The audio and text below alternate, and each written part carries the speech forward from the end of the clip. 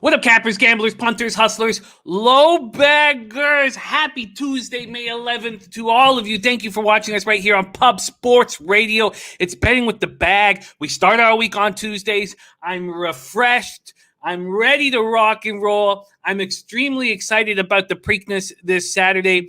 Baffert's madness over the drugging of Medina Spirit hasn't dampened my spirits. And look, I know that there's a bunch of people who are now not going to bet horses and are trying to take a stand against horse racing. Did these guys think it was legit before last Saturday? Before the Kentucky Derby? Because I didn't. And I will still bet it. I will still cap it. I will still drink all day hammering the horses on Saturday with a big smile on my face. Not only that, but I'll bet concert tour. I'll bet a Baffert horse.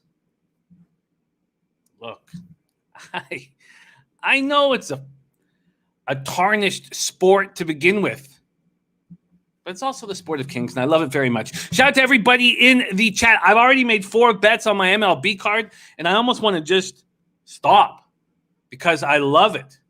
I love the numbers that I've got. I destroyed market moves. And if I just sit here with these 4 bets, I'll be in good shape. The last time we saw each other was probably the most money I've had invested in the card. Maybe, I was saying to a few people, maybe ever. I had 27 bets between $100 and $2, between $100 and $200. And I was at one point 13-6-1 on those bets. Excuse me, 13-6-1 on those bets. And then I lost my last 6.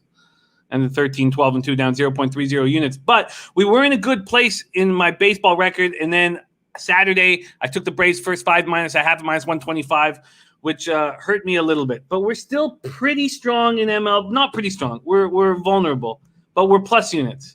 We're 88 and 74 plus 2.96 units, ROI plus 1.83%, average line minus 114. Shout out to everybody joining us. We had Fat Win in earlier, giving us a first look on a Killarney race. He is attacking Dan Kelly, bidding Rick Tocchet and John Tortorella adieu. Says Travis Green, and he's welcome to join their exclusive club. I want Travis Green out. I want Benning out. There's Die Hard MMA podcast in the house. We got DX Filer. We got Cap a Lot Pops in the house. Jacksonville Zoe. Joey Harb says Red Sox killed me yesterday. Anthony Mastronardi says I'm so tired. Shout out to Anthony Mastronardi. Big Mastro on Sunday. Hit, run in the park, $48,000 parlay for him. $250 parlay cashed out for $48K. Shout out to Big Master. There's Jeff Joseph, another black on the sport we all love so much. The world's looking at us, and it's embarrassing. Baffert is in a completely no-win scenario for the Preakness. Yeah, but I'm not going to, sit on my high horse and say I'm not going to bet horses anymore. And look, I knew it was a shady sport to begin with. What do you think drew me to the sport in the first place? It's a fucking dice game. All right, I know, Jeff, and I'm not going to sit here and, shit all over Baffert. Look, I have nothing good to say about Baffert. It's hurt us. The fact that he says that he didn't administer this drug and that this drug was never put into his horse, I wish he had said, look, we gave him the drug 3 weeks before the race. It looks like we administered too much, and he tested positive, and that's on us. And then we could just all move forward. But him saying he never did it is a problem. Look at that. Christopher Gargaro coming off of a 6-0 night, ready to get some more. There's Maxwell Smart in the house. Talk Sports with JT. Polo this, polo that. By the way, Maxwell Smart's Max Play of the Day. 7-1 right now, and he's got one available. All you need to do is put a cupcake, an image of a cupcake, and follow him on Twitter. Image of a cupcake and follow him. There's our guy, Nilo Nelson, Lorienko. And now David Sharp says today's the day of plus money. Indians minus 1.5 plus 115. Orioles first 5 plus 115. Rays first 5 plus 100. I'm on that too. KC Detroit over 7.5 minus 115. I got that at minus 105. Minus 105. When it came out, it was juiced to the under. And now it's already at 8 at minus 110. There's Viper MB ready to get to work. K-Prop, TJ, DX Filer, Jason Falk, Matty Ice, Star of the Taint, Play of the Day. We got Dynamite, That was Dynamite. Wasn't it Dynamite before? Is it now Dynamite? Should I go raise money line or raise first 5 or double dip? I think the fact that the Yankees bullpen is so good that I just want to keep it to the first 5. But nothing wrong with either spot. I cap a lot t-shirts coming soon. Let us know. There is Puzzler ready to get to work. Great to see you. North Ender. Red Girl in the house whom we love dearly. We got to hang out with in Miami. Life of Von Polo Explorer. It is the week of the Preakness. And I'm ready to rock. Mississippi Kid. Great to see you, Mississippi Kid. Haven't seen enough of you. What a great group. Okay, it is time to get to work. Guillermo Zertucci in the house. And Von Polo says, I need a podcast on this network. Yeah, well, let's get you more on this network. Very easy. Very, very easy. Let's see. We need more of you, and then everything will work out. DX5 says, you look refreshed to me. I feel really good. I feel really good. I'm very excited to be back in action, and it's going to be a huge week ahead of us. And says, hopefully you guys got on the Taint Friday. Twins -1.5. The Taint. Now sitting at 17 wins, 9 losses on this show. 65.4% for Taint. There's Earl Sports Bets. Dan Kelly says, my big bet I have on now is Golden State Warriors under 38.5 wins. I need them to lose one of their last 3 games. I thought I had it last night. Should I middle that bet with Phoenix tonight? Got the Pels and Grizz left. I think that they lose to the Suns tonight. That's what I think. I think they lose to the Suns tonight. But we do need to look a little closer to make sure that the Suns would like to win this game. So, and Anthony Mascari said, my family raced horses for years, and I'll tell you, everyone does it. So there you go. Make us a little more uncomfortable with that. There is Prince of the City, Big Mastro in action. Daily Sam says, Golden State winning here on out 100%, says Daily Sam.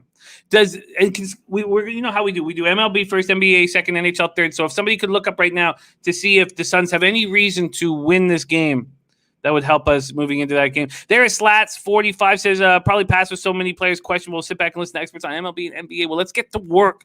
Maddie Ice says love that Tampa first 5 money line. Also on my card and was almost the Taint for the day. I can't wait to hear what the Taint for today is. Yes, I've got 4 looks. I smashed market moves.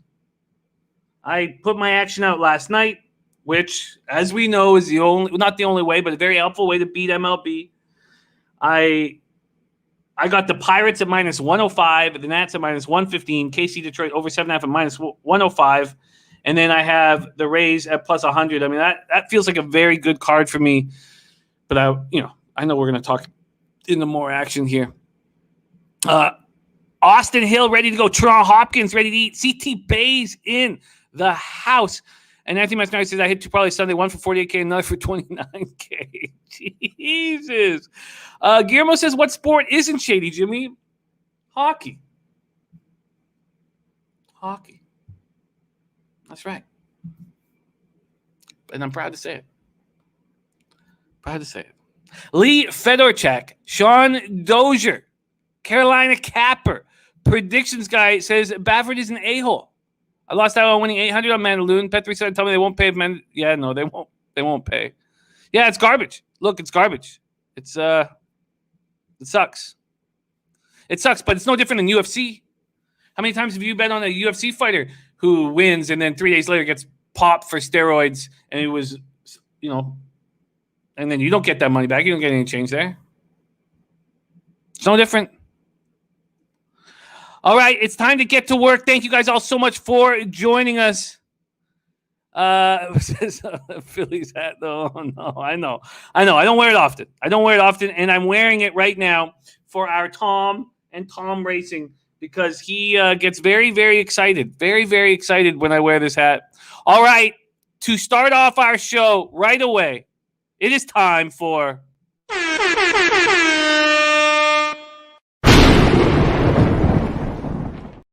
Taint play of the day, Arizona, Miami, first 5 under 4.5. Wow, has it gone 4.5? It's at 4 now here in my book. Wow, under 4.5 for the first 5. Wow, he must have crushed that market move here. Let me just take a quick look at it here. Let's just go to this Arizona, Miami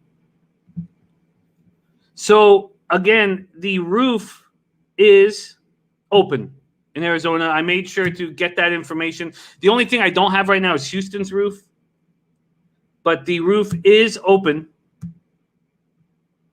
And let's see. Come on, give me a bookmaker. How about bookmaker? Let's see what they've done with this total. Bookmaker first half total.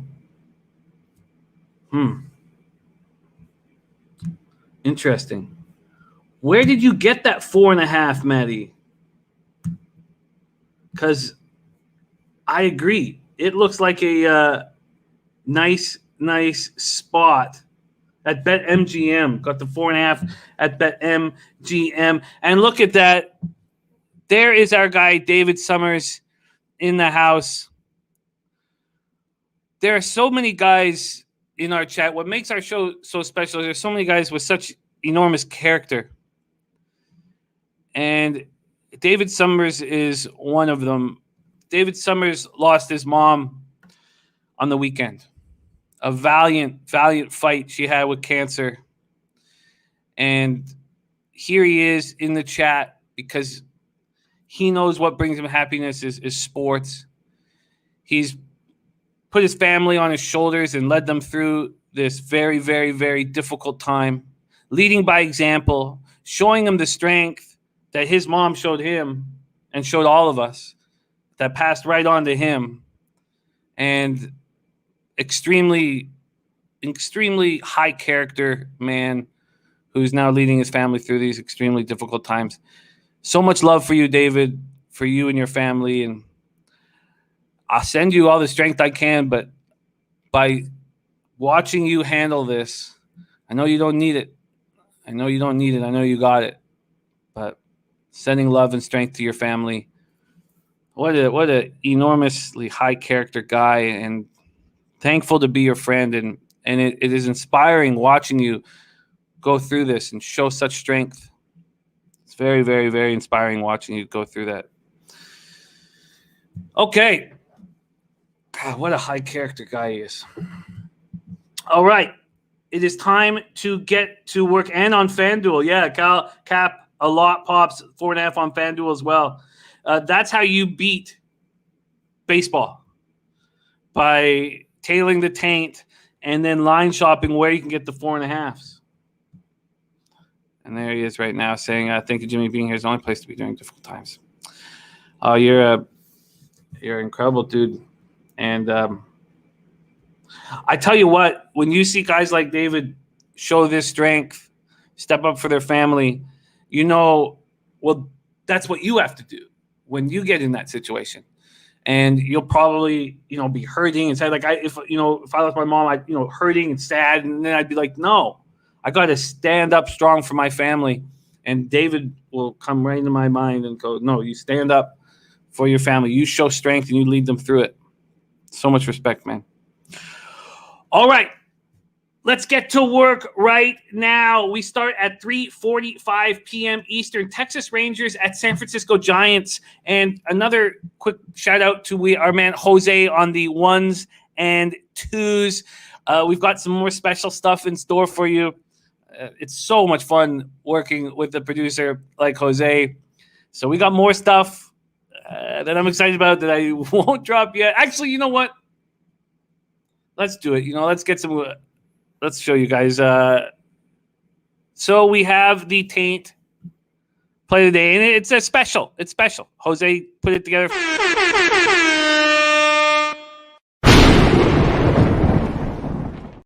And when your plays of the day that you guys bring to the show get more and more popular, we want to celebrate the popularity of them and celebrate them. So he's right there as we speak. Dutch Boy Fresh in the house with the freshest look.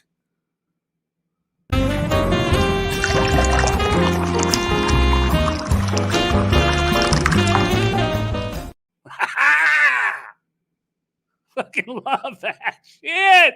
I gotta play that shit again.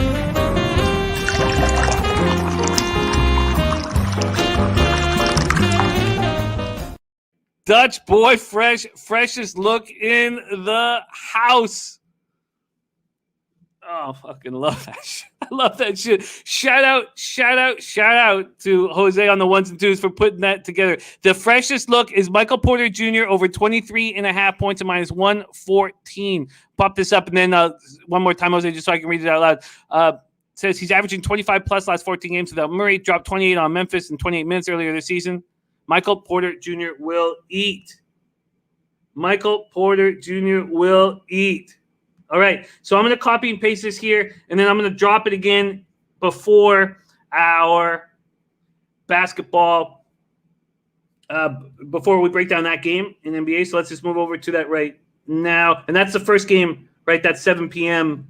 That's the first game on our NBA card, so that'll be great. And then we have Maxwell Smart wanting the Longoria and Posey over. Bases are intriguing, but man, that is so much fun. David Sharp, 19-7 MLB K-prop record. He's got Bieber as a must-play, even at 9.5. Cubs strike out, top 5 versus right-handed pitching, and never seen him before. Fucking right, man. That's just that's too dope. Okay, we got Tom and Tom giving out a pick 6 at Parks. Tom and Tom wearing your Phillies hat for you. Okay, so let's copy and paste our. Sorry. And then I know that this is giving us a slow start, but the most important thing here is our chat because they give out winners nonstop. So I'm going to this K-prop is on the Bieber Indians Cubbies, and that's at 6:10 p.m. So let's pop that right there so I can talk about that before that game. All right. And don't ask, don't tell, says get that fool. Kidnap that fool. All right, we got don't ask, don't tell. What a guy. What a guy. All right. It's time to get to work.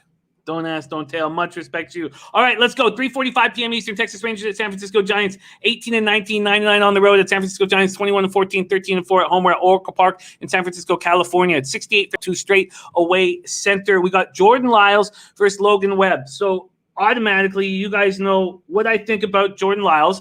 I wanted to fade Jordan Lyles. I wanted to fade him. He's 1-2, 7.09 ERA, 1.64 whip, 33 innings, 30 Ks, 10 walks, 9 home runs. In his last start, he did not look good. 5 innings, 7 hits, 3 earned runs, 1 home run, 2 walks, 7 Ks. Actually, when I look over those numbers, it's not that bad. 3 earned runs over 5. If he had gone one more inning, it would have been a quality start. 2 walks, 7 Ks, not bad. But I still want to fade him, and I want to fade him desperately. And then I go to the Giants' numbers against them, and they're hitting 264 with a 697 OPS. And Longoria and Posey get to him. Brandon Crawford just 4 of 17 against them with 4 singles. They have 1 home run in 72 at-bats. It made me slow down. Wow, Anthony Mastronardi, what a guy. Says, just want to thank you, Jimmy and Pop Sports, for having Jimmy. I've learned a lot from him in the chat and all the guests he has on my past shows. Thank you very much, Anthony Mastronardi. Watching you make like a year's wages at a good job on any given night is really, really exciting.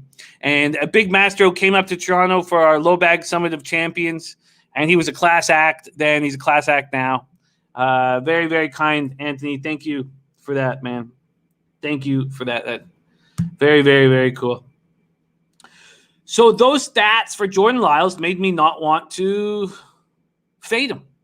And do I really want to sit here and trust Logan Webb? 1-3, 5.34 ERA, 1.56 whip, 32 innings, 33 Ks, 14 walks, 3 home runs. In his last start, he was awful. It was at Colorado in the thin air, 3 2/3, 3 hits, 6 earned runs, 0 home runs, 3 walks, 5 Ks. Rangers versus righties, 246, 732 OPS. Giants versus righties, 228, 721 OPS.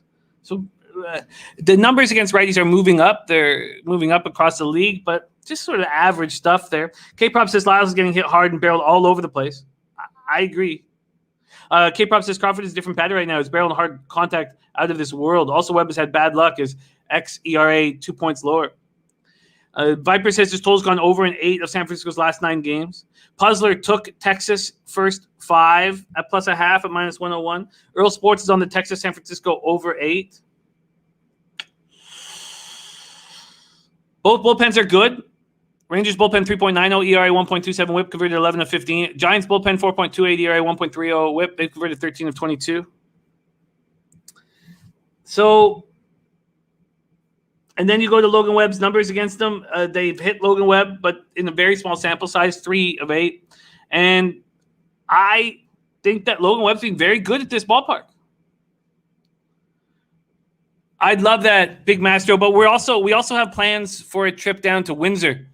I know Nilo, Spenny, Max, and I are going to be heading down there, so we want to do Caesars when it opens up as well. David Sharp says, is Gallo playing no DH? Let's see if we can get some lineups here right now. Nilo, thank you, my man.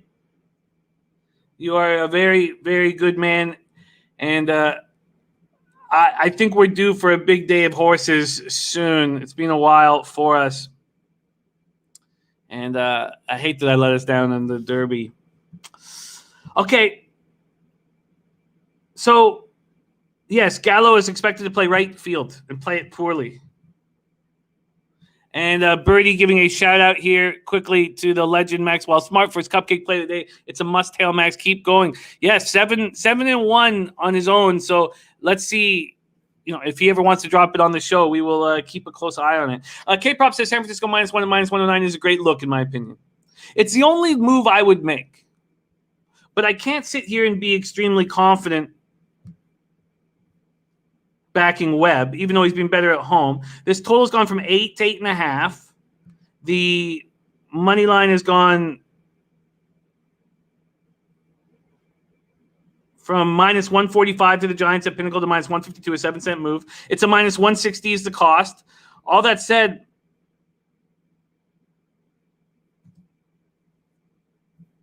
that sucks to hear that, Master. But we'll be in touch, my man.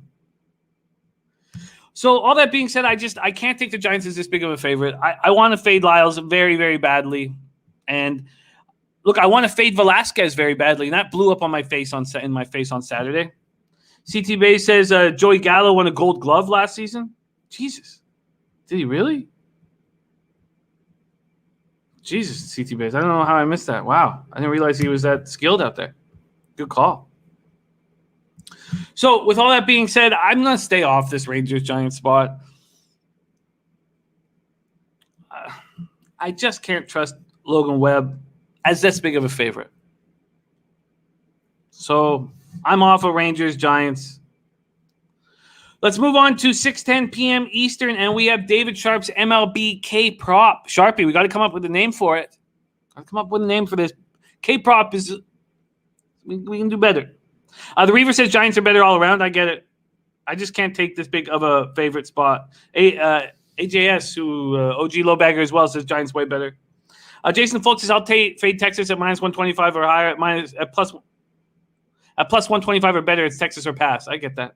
CT Bay's Giants first 5, second best in MLB. We move on to Cubs, Indians, and we have David Sharp's K-Prop. He's on Bieber as a must play, even at 9.5.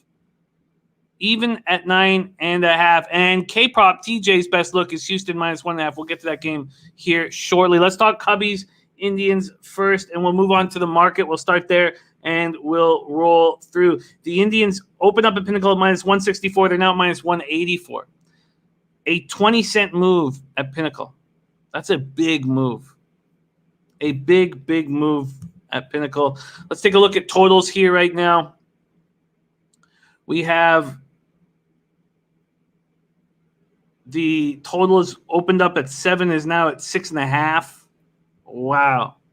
Christopher Gargaro's on Cubs, Indians first 5 under 3.5. Bieber obviously in 12 miles per hour, wind blowing in. Yes, sideways in.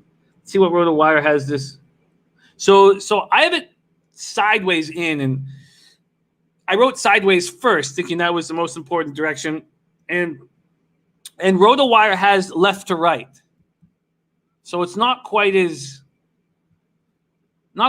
damaging as that game on Friday that we saw, the afternoon game when the wind was blowing in at 12 miles per hour and it was blowing straight in, and there was no offense.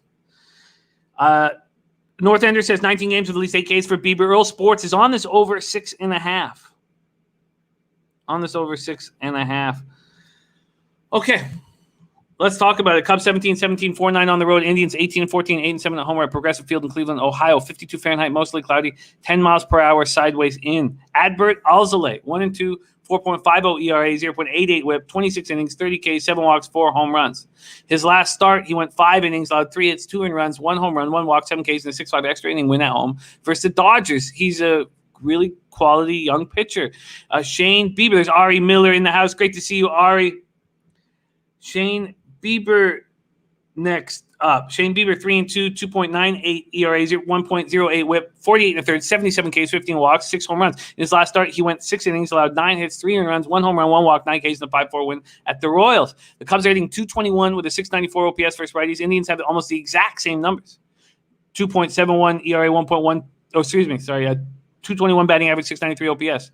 Almost exactly the same. Cubs bullpen 3.62 ERA, being quite good. 1.37 whip, converted 8 of 11. Indians bullpen 2.71 ERA, 1.13 whip, converted 10 of 12. So my first instinct was to think about going over a 3. And I was like, they're probably not going to offer us a 3. And lo and behold, they didn't. They're offering us a 3.5 at plus money. Yes, Taint is in. He would. Yes, we are going to try to get Bebsy back this year. Dynamite says SIP for short. SIP might be pretty good. I don't mind SIP. So Duffy and Sogard have faced Bieber. They're 3 for 10 against him with 2 doubles. Only Rosario has faced Alzolay. Viper says total's gone over in 8 of Cleveland's last 11 games. And the Taint play of the day is the first 5 under 4.5 in Marlins Diamondbacks, but you have to line shop for that 4.5. It is out there. Max on record says Braves, Dodgers going on hot streaks very soon. You know, the only thing I would do here on Cubs Indians is I would take I would take the Cubs at a plus price. I would do that. And Cap a lot pop says no runs in the first. I'm sure it's heavily juiced if the total's at 6.5. You know, with Alzolay here against a weak hitting Indian squad, you're getting plus 170 on the first 5. You know, going up against the Cy Young winner is going to have him pumped up. If you want to take that plus 0.5,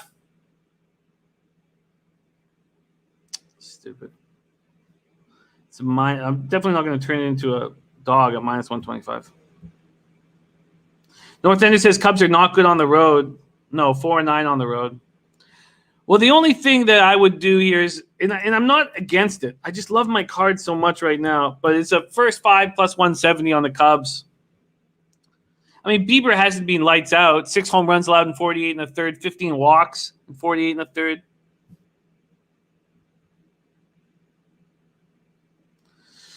David Trump says Bieber's plus 115 and over 9.5. And I love Cubs first 5, says Sharpie.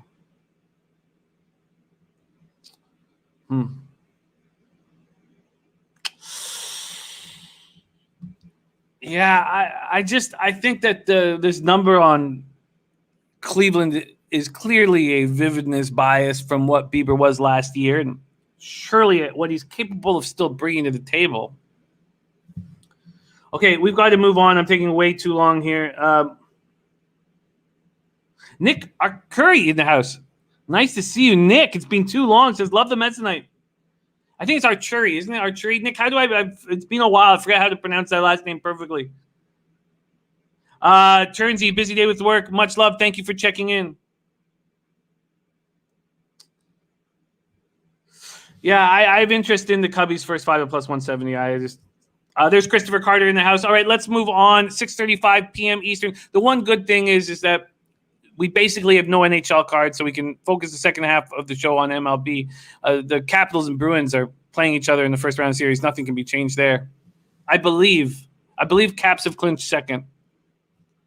But David Sharp says, take out Alzolay first 3 starts. all versus same team. He's been good since. Cubs first 5 makes sense. I agree. A plus 170, it's a pretty nice situation to be in. I just wish this plus a half of minus 115.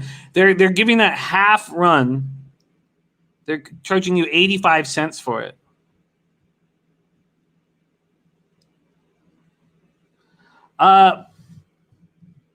Much love, Birdie. We love you, my friend, and big things in NHL. Big things coming up for us in NHL. It looks like they are North Enders, surprisingly. All right, let's move on to Reds, Pirates. So you guys know that my local access bet 365. And,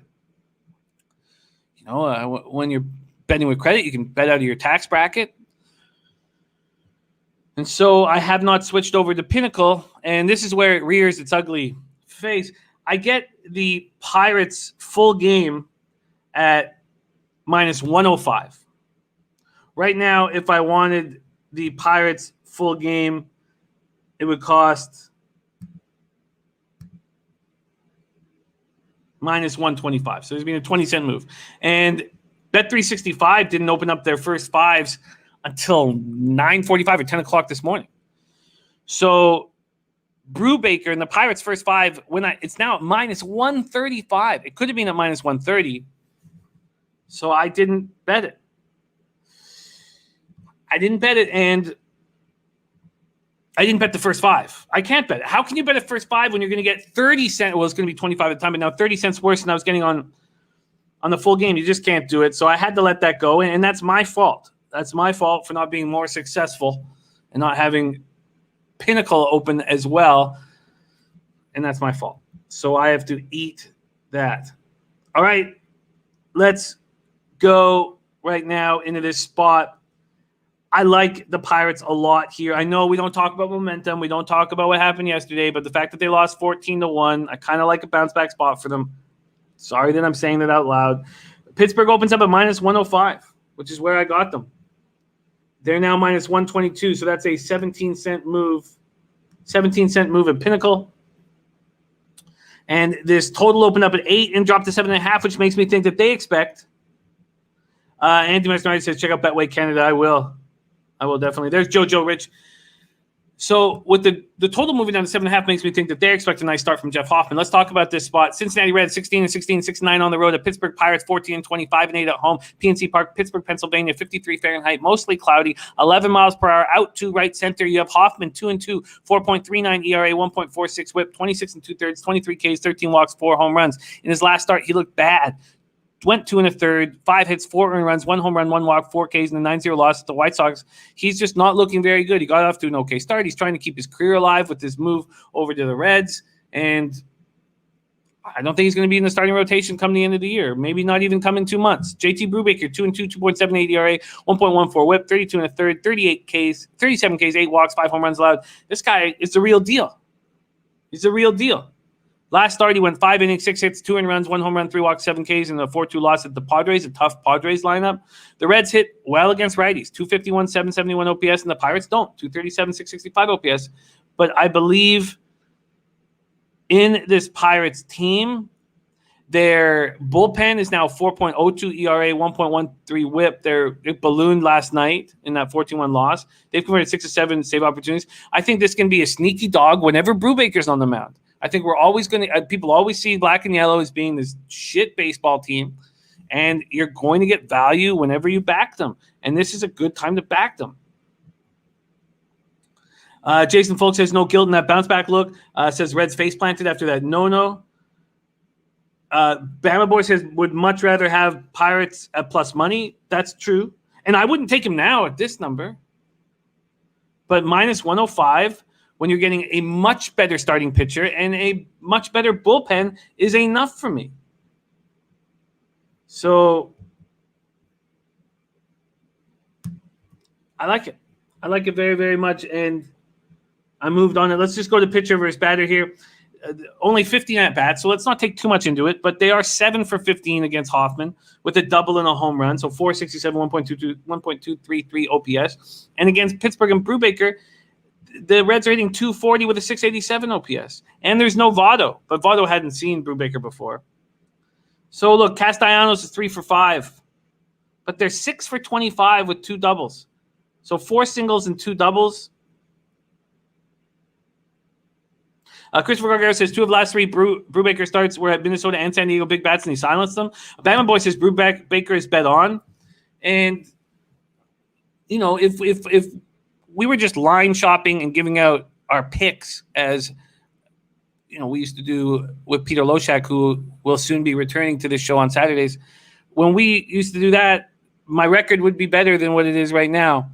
But when I went out on my own, I was like, well, let's just give out exactly what I'm betting, so there's no bullshit. And one thing we know about this industry is that it's filled with bullshit and, fraudulent records. And, we don't need to get into that right now. But I thought the closer I could get to actual transparency and honesty, I should do. And that's why I couldn't give out the Pirates' first 5 on a pinnacle line, which is what I wanted so badly. But I did get Pirates first full game minus 105, and I gave Pirates out on Raw Mike Richards this morning on the radio show, and I had to wait for Sports Interaction, because that's the book they're sponsored by, to put out their line. So I did get minus 121 and minus 120, and I felt like, okay, I'll give that out on the radio show. All right, enough bullshit. Let's move on. I love the Pirates, but I wouldn't take them at this price. And what have we been taught by the guys who beat MLB year after year? We got to get our action in at night. Okay. David Sharp says, taking mine today is Tuesday. The ones who traveled and played yesterday will be tired. Thus is a Reds letdown spot. Let's move on. So there's my Pirates minus 105, which I like a lot. And you know what? I think that I'm very close to moving on the plus 170 Cubs first 5. Very, very close. MB Capper says over in Detroit looks solid to me. Yeah, I got it at 7.5 and minus 105. But at 8, I couldn't. I gave it out on the show. So while we're doing the show, while it's live, the 7.5 was at minus 121. So I probably could have tweeted that out for Raw Mike Richards fans, but by the time the first 5s came out, it was at 8. And I was like, look, I probably could have and probably should have, but whatever. Okay, let's move on to Yankees, Rays. I am moving on this 21-year-old Colombian, Luis Patino. Yankees haven't seen him, and the Rays have seen a ton of Montgomery. Let's see what we are dealing with here. We have Montgomery opening up at minus 124. He's now minus 126, so a 2-cent move at Pinnacle. This Montgomery-Patino start was originally juiced to the over at minus 110. It's now slightly juiced to the under at minus 107. Beautiful, David Sharp, of course. And Jeff Slaughter in the house backing Max's cupcake play of the day spot. Tropicana Field in St. Petersburg, Florida. I moved on the Rays, first 5 at plus 100. Let's see what it is right now. First 5, Tampa Bay Rays, money line. It was at plus 105 at one point. I did bet it at plus 100. I would sure like that nickel on top of it. And you can get it up to plus 111 and plus 110. David Sharp's also on that plus 100. And CT Base says Cubs first 5 makes sense. Indians worst first 5 team in MLB. Dynamite says I'm going to go raise money line. I just don't trust the first 5. Don't know. Yeah, go with your gut. Always trust your gut. For me, the difference is the Yankees bullpen, 2.79 ERA, 1.02 whip, converted 9 of 10 save opportunities. Rays bullpen is improving at this point, 3.96 ERA, 1.27 whip. They've converted 12 of 18 save opportunities. But go with your gut and trust your gut. Montgomery against the Rays, they're hitting 255 with a 941 OPS off them. So they're only 13 for 51, but 8 of those 13 hits are for extra bases. 8. They've hit 5 singles, but they've hit 3 doubles and 5 home runs. And Arozarena, Brosseau, the guys that they really want up against left-handed pitching, hit them hard. Arozarena is 2 for 7 with 2 homers. Brosseau, 2 for 5 with a homer. Manuel Margot and Mike Zunino are also guys you want in against lefties. Margot, 3 for 6 with 2 doubles and a homer. And Jose giving us stats here. Yankees versus Rays since 2010. Yankees are just 85 and 83 against the Rays. Stan and Sanchez both have home runs versus Yarbrough. Yes, I was waiting for Yarbrough to be announced as the primary, but let's see because I thought Yarbrough was going to start in this game. Let's see if they've announced him as the primary. They still haven't announced him as a primary on RotoWire, so I have his stats down here, but I didn't read them out. Nick says, trap game, Yanks are hot. They get it done tonight. Lean to the over 2. Max is taking Stanton and DJ on the over with bases. And Rays versus lefties, 222, 653 OPS. Yankees versus righties is 205, 664 OPS. And you know that Luis Patino has waited all his life dreaming about pitching against the Yankees or for the Yankees. And that everybody who's ever known the kid in Columbia is going to be watching him pitch against the New York Yankees tonight. I think he's going to be special. I think he's it's a pitching factory in Tampa. All right, so I'm on Rays first 5 at plus 100. Let's move on to the Phillies spot. Now, look, I don't want to back Eric Fetty. I don't want to back Eric Fetty under any circumstances. But sometimes the numbers force you in a situation where you have to hold your nose and make a bet. And that's what I did. And I got minus 115. I believe, let me confirm that. I got minus 115. If I wanted to bet the Nats full game right now, it'd be minus 135. So I beat that market move by 20 cents. There's Amsterdam. What else in the house? And here you have Chase Anderson, whom I don't think will be pitching for the Phillies soon, going up against Fetty, who they keep throwing out there year after year after year. He was a highly thought of prospect at one point, and I know he's been bad. And I have to trust the Nationals bullpen with a 3.46 ERA, 1.18 whip, compared to the Phillies bullpen with a 4.92 ERA, 1.40 whip, and the fact that Fetty has pretty good numbers against this Phillies squad. They are 22 for 98, so they're hitting 224 against them with a 765 OPS. Harper's 4 for 11 with 2 homers. But Hoskins is 3 for 15, but he's 3 for 15 with 2 homers. McCutchen 2 for 9, Segura 2 for 10, Gregorius 2 for 13. And then you look at Chase Anderson. They're hitting 324 with a 958 OPS against Chase Anderson. And the strange thing is it's not Soto who does the damage. Soto's just 1 for 4 against them with a really small sample size. They have 6 different players who hit home runs off of Chase Anderson. Life of On Polo, I'll tell you what's going on with the horse show on Saturday. We're going all day, baby, all day. Start at 10:15 a.m. All day, all night. That's what we're doing. Gargano says numbers actually support backing Fetty here. Only Harper has decent success against them. So, and Nick Archeri, I'm going to say Archeri. I'm going to go with Archeri, but let me know if I'm doing that wrong. Says, I think the over is a trap and the under will hit. Fetty pitches well at home. David Sharp says it's going to be freezing. I don't have freezing. I have 61 Fahrenheit, mostly cloudy, 9 miles per hour in. And Maxie getting love for his Twitter picks. And MMA Locker Room says only Philly. I can roll and smoke. There he is from Mills. What a guy. So, yeah, I got the Nats at minus 115. And I still gave them out very reluctantly when it was available at Sports Interaction on Raw Mike Richard. I gave it out at minus 131, which I didn't want to bet. Puzzler says I just took Washington minus 1.5 at plus 160. Oh, nice. Fat Win opened our show by giving us Killarney race 1 and just catch $3,400 off of it from our Fat Win. What a guy. Man, do I love Fat Win. Coming to us from Australia. What a guy. All right, so, again, got to go over the numbers the night before. Got to beat these market moves when you can. And I beat this by 20 cents. Nationals full game. I don't want him first 5. I don't really trust Fetty. I trust him more than Chase Anderson. And I do trust Nationals bullpen much more than the Phillies bullpen. Let's move on to 7:10 p.m. Eastern. We have Baltimore Orioles at New York Mets.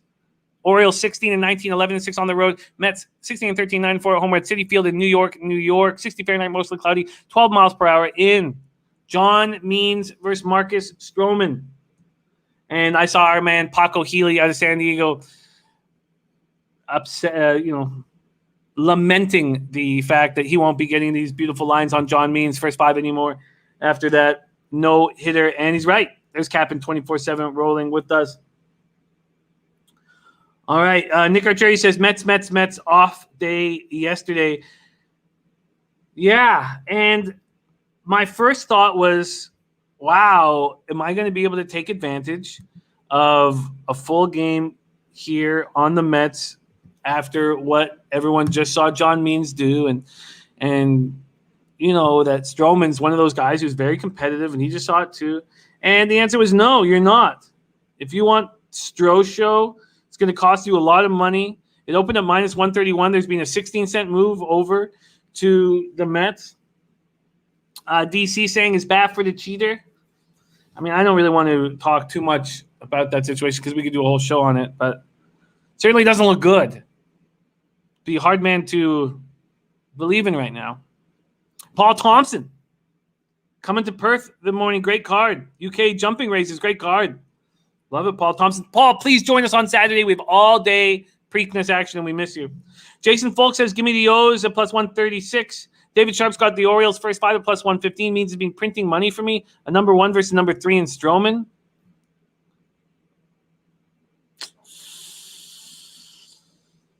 Nick Archeri says Baltimore traveled late yesterday. Paul Thompson, we are here, right here on this very station. We will be betting horses all day, all night on Saturday. We start at 10:15 a.m. over here. So it'll be all night for you. 10:15 a.m. here, Eastern time. North End says value with the O's for sure. I mean, there's a reason why this total has dropped again. John Means 4-0, 1.37 ERA, 0.67 whip, 21 hits, 50 Ks, 10 walks, 5 home runs. Last start, he went 9 innings, didn't allow a hit, 12 Ks, 6-0 win at Seattle. Strowman 3-3, 2.12 ERA, 1.03 whip, 34 innings, 29 Ks, 7 walks, 3 home runs. His last start was very bad. 7-inning doubleheader. He allowed 7 hits, 4 runs. Only 2 were earned, 2 home runs. But Strowman is so emotional on the mound. He seems to let these errors really affect him. The Orioles versus righties is 210, 636 OPS. Mets hit lefties, 236, 732 OPS. Both bullpens have been very good, and this Mets bullpen getting better each and every day. Mets bullpen right now, 3.04 ERA, 1.22 whip, converted 7 of 9 save opportunities. Orioles bullpen, 3.34 ERA, 1.18 whip, converted 9 of 16 save opportunities. I wondered. We need you, Paul. So please join us. David Sharp says it's never the first day of travel that bothers the team. It's the next day. CT bases, a few of these AL lineups don't look so good without the DH. Yes, you're going to have Means with the bat in his hand. And then MMA locker room. New collab, Sharp Mills, play of the day, Bieber over 9.5 Ks. I like it. The Czar took the under 7 here, and that was a great work. Nick, I agree with you.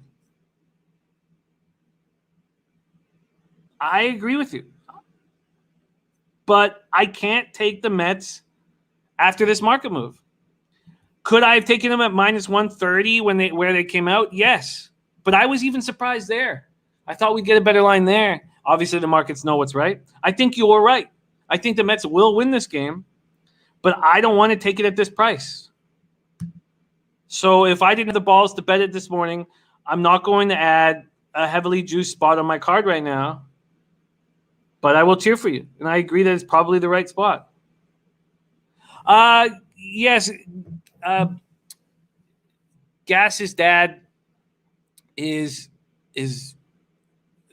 dying, and so they all went this weekend to say their final goodbyes, and so that's what's going on with Gas Station right now. And if anybody, if anyone can message him on Twitter, send him some love and some strength. And yeah, it's he was an incredible man, and the stories they have of him are legendary. And so that's what Gas is dealing with right now. He's gone to the ranch in California, and they're saying their final goodbyes to their dad. And so that's what's going on with him right now. And Maxwell Smart says, Jimmy, take a look at those numbers. Mancini versus Strowman. Let's go over there right now. Mancini, 7 for 16. Wow, with a double and a triple. Wow. Mancini gets to him. And again, with Means against these Mets, they're 273 with 829 OPS. Yeah, David Sharp, he's in California.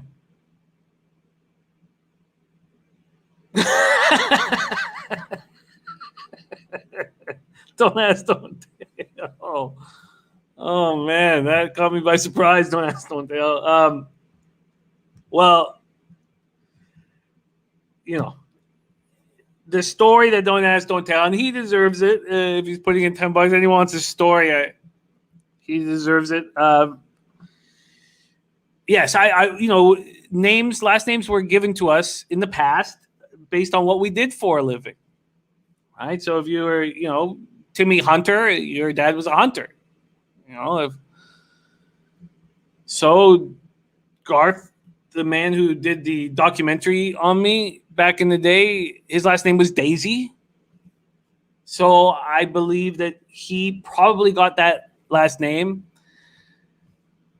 because people ran a train on him in a daisy field. Okay, let's move on right now, and I'm going to stay off Orioles, Mets. We get on to Kansas City Royals at Detroit Tigers, and I moved on the over 7.5, and I absolutely loved it. Don't ask, don't tell. Okay. Let's stay focused here. Kansas City Royals at Detroit Tigers. So the wind is blowing out. It's cold. 54 Fahrenheit, mostly cloudy, 10 miles per hour out to straightaway center. We got Teron Hopkins on his props. Let me copy and paste this right now. Thank you, Teron. I'll drop that when we get into NBA, which hopefully will be not too long from now. There we go. Okay. So when this came out at 7.5, I had to dig deep because Brady Singer can be very good, and he's good at home, but he's not at home. He's 1-3, 3.41 ERA, 1.17 WHIP, 29 innings, 29 Ks, 11 walks, 2 home runs. He's got a big career ahead of him. Last start at home against a weak hitting Indian squad, he only went 5 2/3. He allowed 4 hits, 3 earned runs, 0 home runs, 2 walks, 3 Ks, and a 5-4 loss. Matthew Boyd, 2-3, 2.27 ERA, 0.93 WHIP, 35 2/3, 24 Ks, 7 walks, 1 home run. His last start was that doubleheader at the White Sox, and we know the White Sox smash lefties in a way that the Royals don't, clearly. But he only made it through 1 inning. So is he, 3 hits, 2 earned runs, 1 walk, 2 Ks? Is he ready to rock? Possibly. So, okay, so let's say you give this first 5, you sit this first 5 at 4. Okay, look, Boyd and Singer have had good years.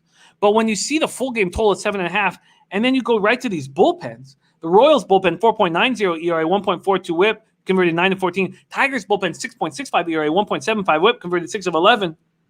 Well, how could you hang a 7.5 with the wind blowing out? Would you expect both these starters to go 7 innings? Because that's the only way you're going to cash it. Tigers rating 222, 672 OPS versus righties. And you go to baseball data here. And against Singer, they're 188 with a 579 OPS. So they're 9 of 48. But 3 of those 9 hits are home runs. Scope, Castro, and Cabrera. But yeah, he's got to them. And then you go to Boyd. They're hitting 335 with a 924 OPS and 194 at bats.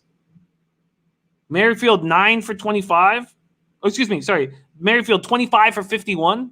25 for 51 with 9 doubles. So we have Paul Thompson, Leicester City to beat Man U in football at 5-2 from our Paul Thompson.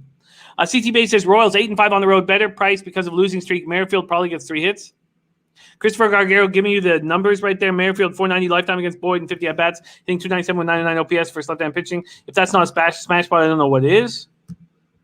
So I moved on the over 7.5. And now if I wanted it It is at 8 and minus 105. The Royals are at minus 125.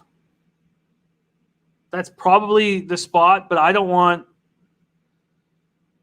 Singer on the road. So, with all that said, I wouldn't take it at 8. CT Bayes on the Royals full game. That doesn't make a lot of sense to me. Royals just don't hit lefties enough, though. 233, 643 OPS. Anthony Witherspoon coming in with his action. Suns, Nets, Mavs, Nuggets. And Sacramento, OKC over 219.5 on a parlay. I will copy and paste that, Anthony, and I'll bring that up. Thank you for sharing that with us. Oh, it's gone. Okay, maybe he's going to add something to it. Okay, so let's move on. We move on to Oakland A's, Boston Red Sox. And my first thought here was under. But hard to take an under 9 at Fenway with it blowing 12 miles per hour to right, even if it's 59 Fahrenheit, and I held off. Oakland Athletics 21-15, 8-4 on the road. Boston Red Sox 22-14, 10-9 at home. Fenway Park, Boston, Massachusetts. We have Bassett versus Eovaldi. So only 2 batters have seen Bassett. They're 2 for 14 against him. Marwin Gonzalez does have a home run in that. But look at the numbers against Nathan Eovaldi. They are 1 for 29. That one bat is a homer. 1 for 29. Maxwell Smart says JT Martinez going right back to the well. Those are weak numbers against the opposition. So then, do you back the Red Sox? Is that the move to make? And why didn't I back the Red Sox? Why didn't I back the Red Sox? They opened up at minus 130. They're now minus 124, a 6-cent move towards the A's. This total has gone from 9 to 8.5. CT Bayes is on the A's full game. Wow, interesting. That lean was right, seeing that it's down to 8.5, but both bullpens are good, too. Bassett 2-2, 3.70 ERA, 1.21 WHIP, 41 in the third, 43 Ks, 12 walks, 3 home runs. His last start was good. 7 innings, 6 hits, 2 earned runs, 0 walks, 7 Ks. It was a 9-4 loss at home versus the Jays, but the A's are a tired group. So let's look at fading the A's in spots moving forward because they're in this stretch of 25 games in 26 days, and yesterday was their one off day through this long stretch. So Jason Fulk likes these Bassett's K prop. David Sharp minus 130 on money line. Red Sox seems too low for a guy who owns a team. It doesn't make sense, does it? It doesn't make sense, though, does it? So it may end up a spot that I don't move on. You'd think Red Sox are hitting 259, 768 OPS versus righties. They're smashing righties. Eovaldi completely has the A's number, and yet money's coming in on the A's. Why would that be? DX Filer says it's because Red Sox are shit. But they're 22-14, but they're just 10-9 at home. They have 100 OPS points better against righties than the A's.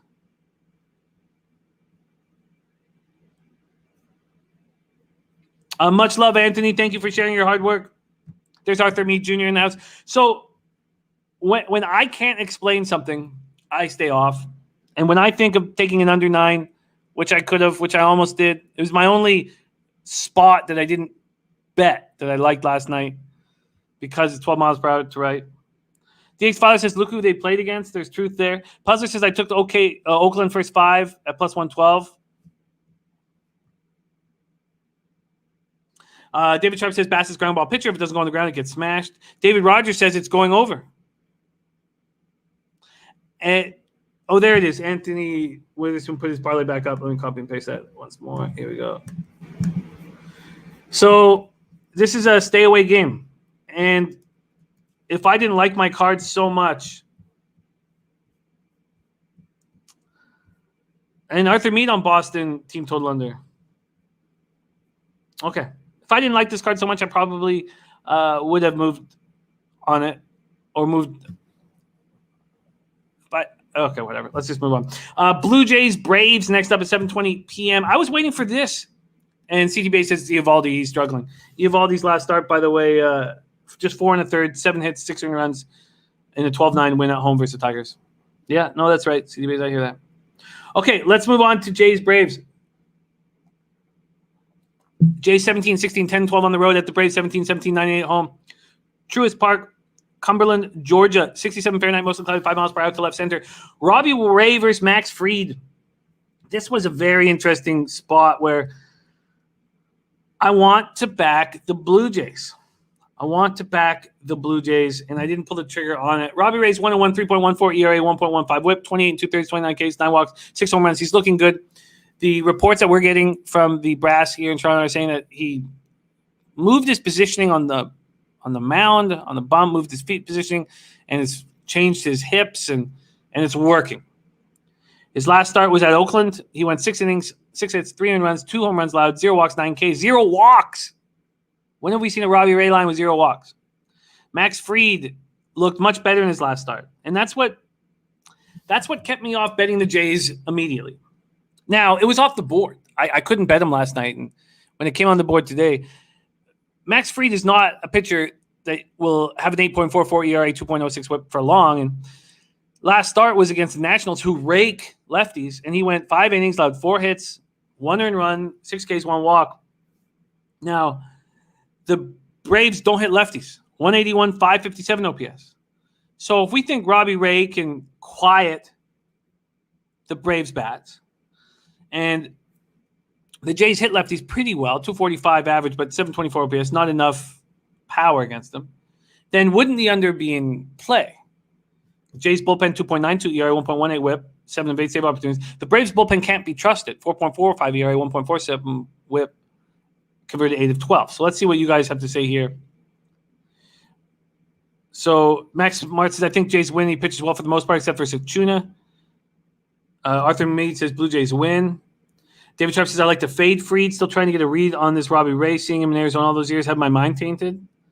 North Ender says Jays are 5-1 in their last 6 following a loss. 5-1 in their last 6 in early games. 5-1 in their last 6 for the NL East.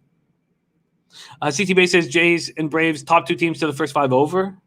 And Paul Thompson looking at a spot in Killarney, Ireland. Bell Image at 6-1. That's going off right now for those of you that have your horse action or your TVG or your HPI up. Arthur, I hear that. James DeVirgilio,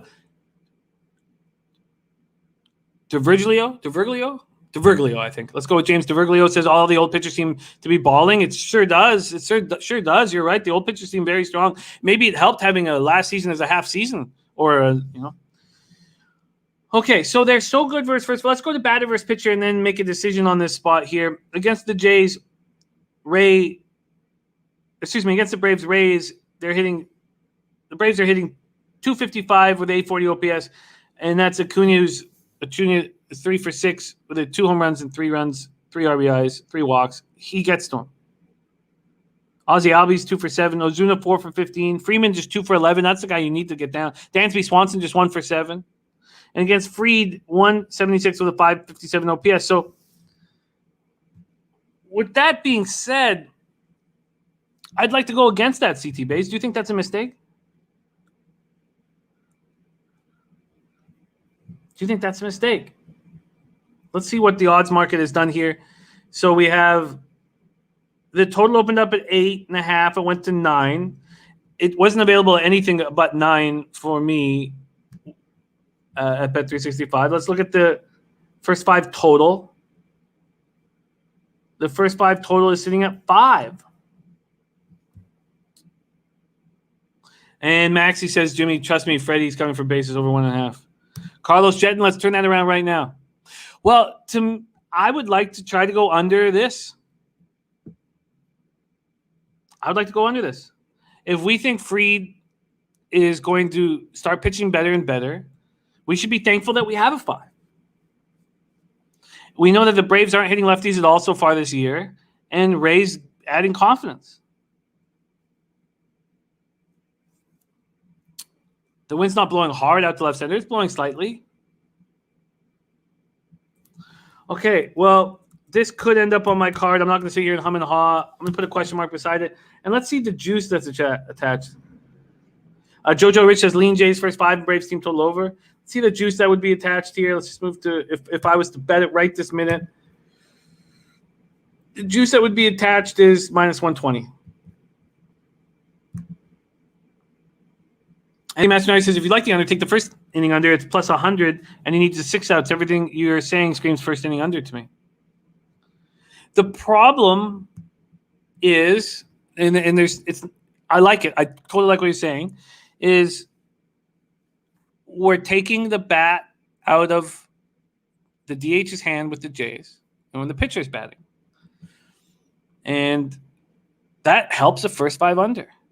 You know you're going to get through 1 inning quite easily with the huge help of Robbie Ray batting. Now, Robbie Ray played in the NL. He's not, terrible with the stick, but I want the pitchers to get me an easy out in this first 5 under.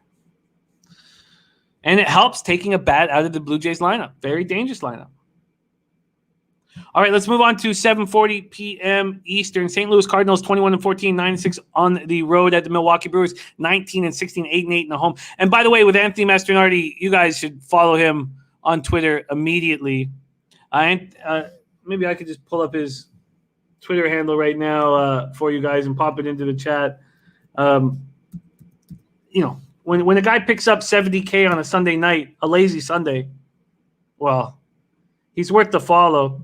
And he's putting out his parlays on Twitter, and he's a class act. So here it is right here. This is popping in the chat right now.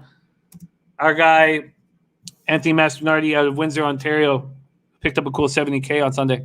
Just a lazy ho-hum Sunday. All right, Cardinals Brew Crew. This was a spot where I was screaming. I want to bet the Brewers today. I want to bet the Brewers. I want to fade Kwang Young Kim on the road, even though he's a quality pitcher. But I couldn't pull the trigger once I broke down all the numbers. Let's go over them now. Let's start with the first 5.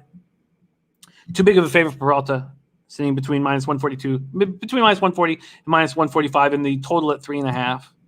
And then let's move over to full game here. And we have Peralta opening up at minus 115, and there's been a 15-cent move towards the Brewers. So Cardinals 21-14, 9-6 on the road at Milwaukee. Brewers 19-16, 8-8 at home. American Family Field, Milwaukee, Wisconsin, and the roof will be closed.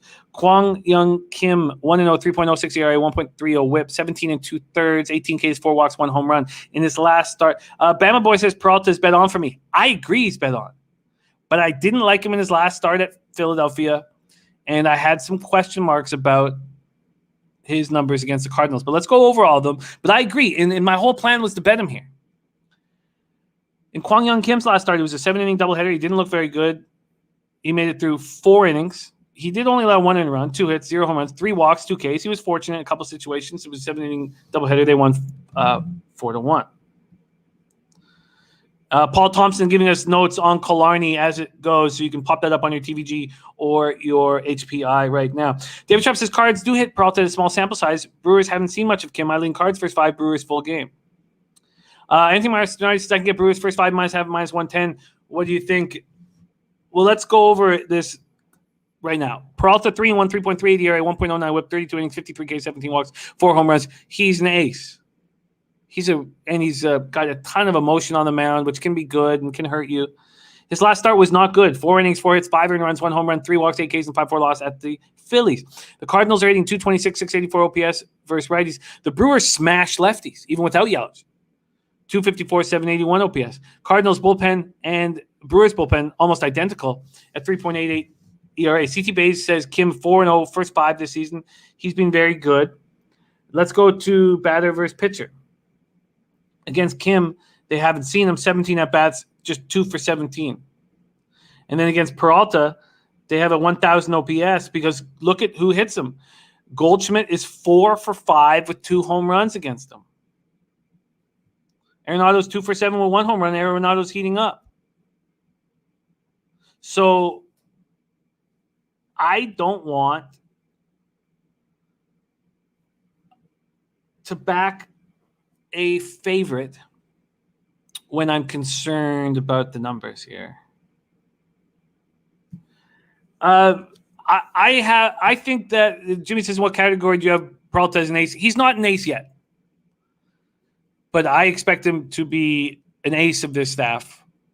I I think he's a bulldog on the mound. He wants to go right after the best hitters. And I think he's improving. Every year we see improvement. And I expect he's a young pitcher. I expect that to continue. I think he has a higher upside than Woodruff. But Woodruff is certainly the best pitcher right now. Anthony Masconi says, sounds like a Cards first 5. But the Brewers smash lefties. Viper says total's gone over in 6 of Milwaukee's last 8 games. Look, Woodruff has much better numbers than Peralta right now, and a lot of this is probably my eye test. But I see Peralta as a big game pitcher in his career. And Czar says Burns is the ace. Burns is what? He's going to win the Cy Young. Look, Burns is spectacular. But look, okay. You guys are right. He's certainly not the ace right now, but I think he's got that special quality that makes you want to have him start the biggest game for you of the year. But yeah, Corbin Burns, I mean, his numbers are they're ridiculous. Okay, so I'm off. Cardinals, Brewers. Let's move on to 8:10 p.m. Eastern. LA Angels at Houston Astros. So let me try one more time to go on the MLB blog and get the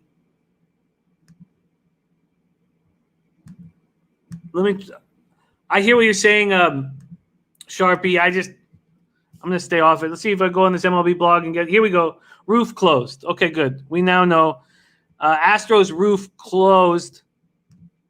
And this is extremely important to know in Houston, in Arizona, and in Texas if the roof is going to be open or not. So we have it closed. So the 84 overcast, 10 miles per hour out to center. We can delete roof closed. Shohei Ohtani at Lance McCullers. And this total opened up at 8, went to 8.5, and Pinnacle's moving it to 9. Wow. With the roof closed, too. Wow. Interesting. And McCullers opening up at minus 133, now minus 152, a 19-cent move. Joey Harb says over on the Angels game. The market's certainly moving in that direction.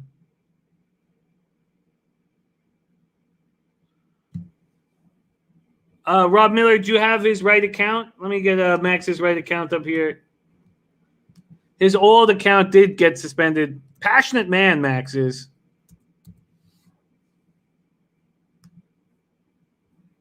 He's a passionate man. So he has in a suspended account. But he also has his account right now. I'll pop it in the chat for you. Okay. Shohei Ohtani, 1-0, 2.41 ERA, 1.39 in the whip, 18 2/3, 30 Ks, 19 walks, 1 home run. His last start, he went 5 innings, 1 hit, 0 earned runs, and 6 walks. I've been saying it all year. It was a 3-1 loss at home versus the Rays. He's walking way too many batters to pay the Ohtani tax. There's no Ohtani tax here. And Birdie talked about what the releasing of Pujols was going to do to the Angels, and it's clearly hurt them. These guys are idiots. Anthony Mastinardi looking at that St. Louis-Milwaukee first inning over. David Sharp says, how do we not jump on Angels first 5? No Ohtani tax here. It's a plus money. Angels hit McCullers at a decent clip. McCullers, 2-1, 3.58 ERA, 1.16 whip, 32 2/3, 38 Ks, 18 walks, 3 home runs. In his last start, he went 6 innings, allowed 6 hits, 3 earned runs, 2 home runs, 4 walks, 8 Ks, 7-4 win at the Yankees. Angels and Astros both hit righties hard. Angels 271, 763 OPS. Astros 250, 744 OPS. Wow, it's at plus 110 now. Maxwell Smart says Jared Walsh is a beast. Kid is over 1.5 base machine. Yes, we need more of Maxie on this channel. I agree. The Czar says, that's my boy, the Halos GM. First year, he's trying to make a statement. Oh, he made one. CT Base says, Ohtani told Manny he wants to be in the lineup when he pitches. Yeah, he did. And, I don't know why you can't say, look, Pujols, I make the decisions around here. Sit on a fucking pine, shut the fuck up. I don't know why you can't say that when you know that cutting him is going to upset Mike Trout. Mr. Ghoster says, looking at LA Angels first 5. Angels bullpen is trash. if you're going to back the Angels, you want to stay away from that bullpen. 4.90 ERA, 1.50 whip. Converted 8 of 15 save opportunities. Astros bullpen 4.05 ERA, 1.27 whip. Converted 8 of 13 save opportunities. Let's go to baseball data. Against Ohtani, they're hitting 111 with a 471 OPS. Against McCullers, 290 with an 829 OPS. And yet money is flooding in on the Astros. So I have a very healthy fear of MLB. And those of you who've seen me cap MLB over the last few years understand why. I've lost.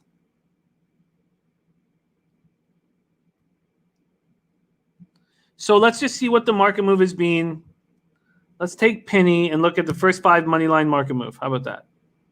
Okay, we're going to go first 5 money line. They're not giving it to us. Okay, let's go to Bookmaker. So Bookmaker opens this up with the Angels at plus 121, and the Angels get up to plus 135 at 10:23 in the morning. So what does that tell you? To me, that tells me that the sharps or the ones with the models like the Astros to take care of business here.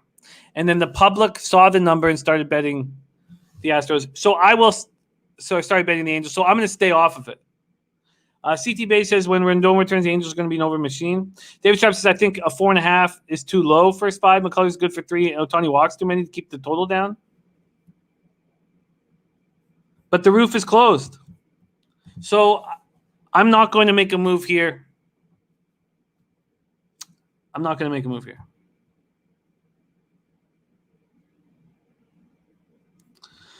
All right, let's move to 8:10 p.m. Eastern. We have the Minnesota Twins at Chicago White Sox. Twinkies 12 and 26-9 on the road. White Sox 19 and 13, 9-6 at home. Guaranteed rate field, Chicago, Illinois. What has Dylan Cease taught us this year? He's very, very good.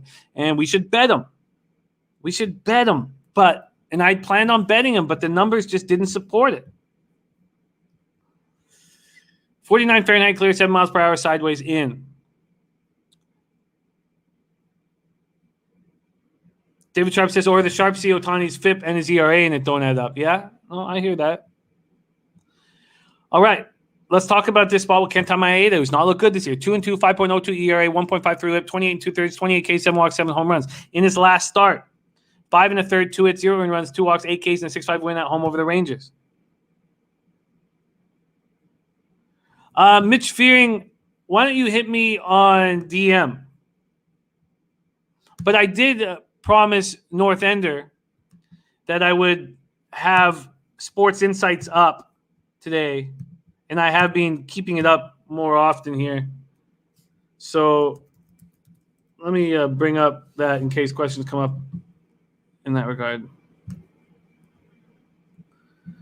Here we go. Just get Sports Insights up. It's going to take me a second here. Okay, I'll get it up.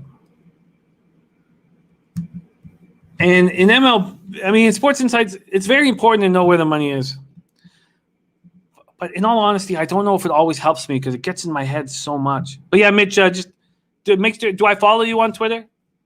Because I don't want to. I don't want to publicize anybody but Pub Sports Radio, who's been so good to us, and we have meetups planned, huge party meetups coming up. So I don't want to mention any site other than Pub Sports Radio, if I can, because I'm very thankful to be working for them. So Maeda's last start, 5 1/3, 2 hits, 0 runs, 2 walks, 8 Ks, 6-5 win at home over the Rangers. It was a pretty good start. It was his best start of the year. Dylan Cease 2-0, 2.37 ERA, 1.22 whip, 30 1/3, 40 Ks, 15 walks, 2 home runs. In his last start, it was very good at the Reds, who hit righties hard. 6 innings, 1 hit, 0 runs, 3 walks, 11 Ks. So you have the Twins versus righties. 238, 736 OPS. White Sox versus righties, 245, 702 OPS. Twins bullpen, 4.92 ERA, 1.38 whip, they've converted 5 of 12 save opportunities. White Sox bullpen, 3.99 ERA, 1.30 whip. They've converted 6 of 13 save opportunities. And then we go to baseball data. So why did I not make this bet? 231, 701 OPS against Maeda, the White Sox have. And that's 3 home runs and 65 at-bats. And then Cease, they're hitting 393 with a 1.143 OPS. So clearly, you have Kepler 3 for 6, Polanco 3 for 6, Nelson Cruz 3 for 6. You have guys who think they can hit Cease. Viper MB says Twins rock Cease. So with all that being said, I can't take Cease, even though unless I want to say, look, he's a different pitcher now. He's a better pitcher now. But that's me saying, that would be me saying, look, I know better. I know better than, I'm smarter than the market. I'm smarter than the numbers I'm reading. Like I can't do that. So I have to stay off this spot.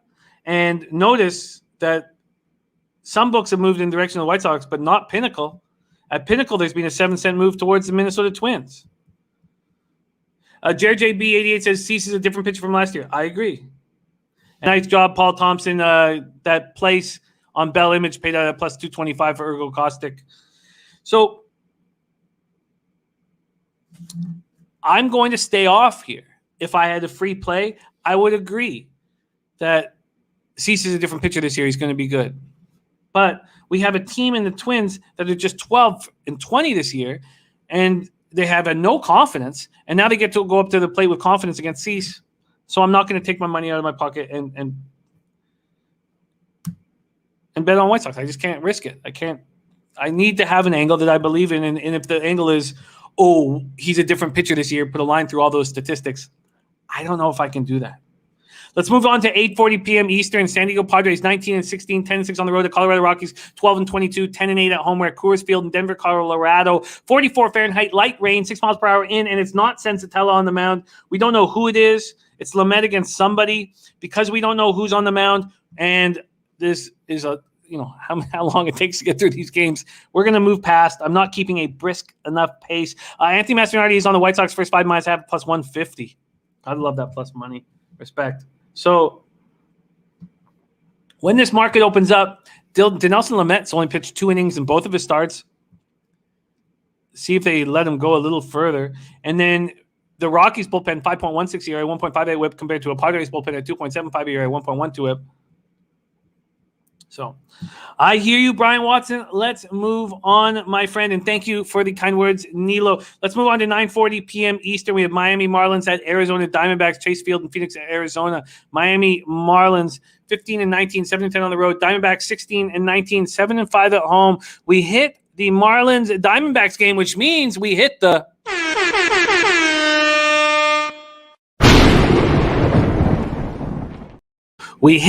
taint play of the day. John Garcia said, I still have my Hot Rod Charlie ticket. Hot Rod Charlie might be nice. I wonder if Hot Rod Charlie runs in the Belmont. I mean, I'm sure Essential Quality is going to take a ton of money in the Belmont, but Hot Rod Charlie would be an interesting piece in the Belmont if he goes. Marlins, because we know that he can keep the pace. I mean, okay, we'll talk about that later. Marlins, Diamondbacks, we get to the taint play of the day. Chase Field, Phoenix, Arizona, 93 Fahrenheit, clear, 4 miles per hour sideways, and the roof is open. Pablo Lopez versus Madison Bumgarner. And this total sitting at 8 was initially juiced to the under. It's now juiced to the over. Bumgarner opens up at minus 105. He's now at minus 111. These pitchers are – Bumgarner looks like the old guy, but he's still throwing 91, 92. Lopez 0-2, 2.04 ERA, 1.0 whip. He looks so good. 39 2/3, 40 Ks, 12 walks, 3 home runs allowed. Last start was at home versus these very Diamondbacks. So that's what kept me off of the under here, was that these guys just saw the opposition. It was a 3-1 win at home versus the Diamondbacks. I was on the first 5 Marlins minus a half. It was 1-1 after 5. I lost that bet. The correct bet would have been to take the under, which I didn't have. Bumgarner 3-2, 4.91 ERA, 1.09 whip, 36 2/3, 40 Ks, 10 walks, 5 homers. He's looked awesome lately. In that last start, he went 6 innings, 2 hits, 1 run, 0 walks, 7 Ks. David Sharp says, I don't bet K props under, but this is a spot I would. Lopez under 5.5. He faced the same team last week, barely got to 6. Now they get to see him for the 5th, 6th, 7th time in the same week. Marlins versus lefties, 245, 732 OPS. Diamondbacks versus righties, 228, 681 OPS. Marlins bullpen, and there's a couple things that I've been banging on with. But when this Marlins bullpen opened up at that 4.50 ERA, I said, look, they're a really good bullpen. They're now 3.20 ERA, 1.07 whip. So you have to look past that 5 for 14 converted save opportunities and understand that this is a really quality bullpen. Diamondbacks bullpen, 5.09 ERA, 1.47 whip. They've converted 5 of 13 save opportunities. They're trash. Let's go to batter versus pitcher in baseball data here. And we have against Pablo Lopez, 205, 736 OPS. And against Mad Bum, 214, 642 OPS. I love that they got to that Maddie got the 4.5, and it was available to a few different books. I love that. And I don't think Pablo Lopez is a pitcher who only succeeds at home. And I'd like to back the Marlins here, but I don't know if I want to get in the way of Bumgarner. And David Sharp says Marlins had a bullpen day yesterday, maybe a little tired in this spot. And Brian Watson says that it's a 4 first 5. It's at 4. But there was a few different books that had that 4.5 for Matty Ice. And that's what you have to do. You have to line shop. And that's what Matty Ice has done. So Matty Ice is on the first 5 under 4.5. And that is the taint play of the day. And that first 5 under 4.5 for Matty. And he's sitting at 17 wins, 9 losses, 65.4% on the show. Shout out to Matty Ice.